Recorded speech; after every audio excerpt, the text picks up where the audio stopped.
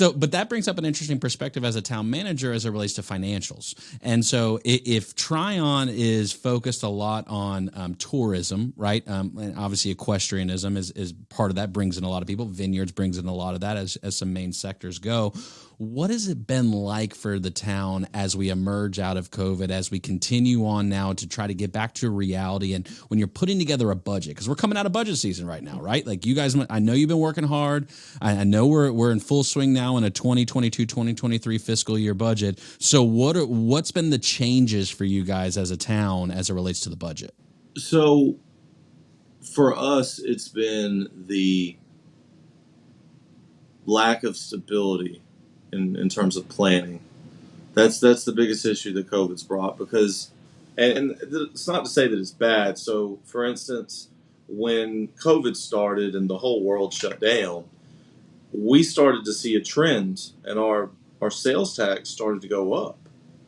We're like, well, this is good. We're making more money. So, but what it is when people who, say, for instance, live in Tryon but work in another city, had to start staying home all the time.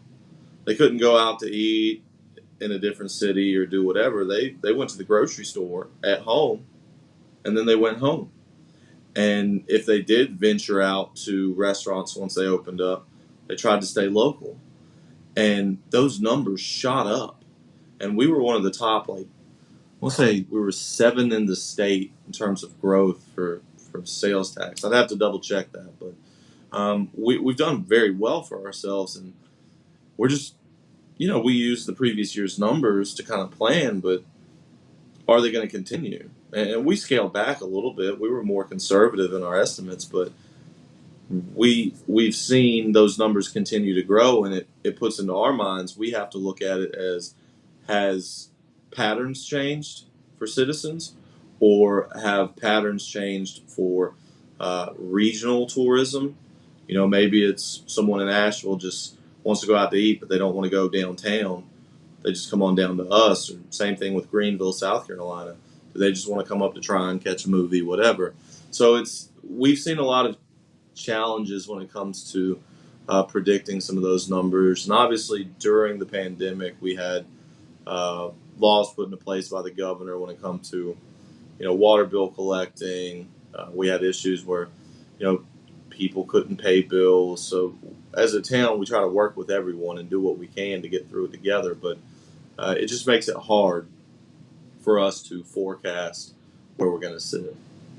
And there's been, sorry, go ahead. I was just going to say, with the growth in property value, it's, you got to start really looking at that, because that's going to change how we do things in the future. It's interesting because even prior to COVID, right, you saw the support local business mantra that was going on. And I think that amped up substantially as it relates to COVID, because when you start seeing your local spots in your own town beginning to fold because they can't afford to do business anymore, it encourages the residents who live there to want to see their community thrive. And it's unfortunate that it takes a bad thing for that to happen. Now we could talk about capitalism and whether a business should succeed or will succeed or not. That's a different conversation. But just to see support of local residents in their local town, of their local businesses, I think is a very nice thing to see. So I'm a big fan of that as far as looking at it from a positive perspective and what's been going on.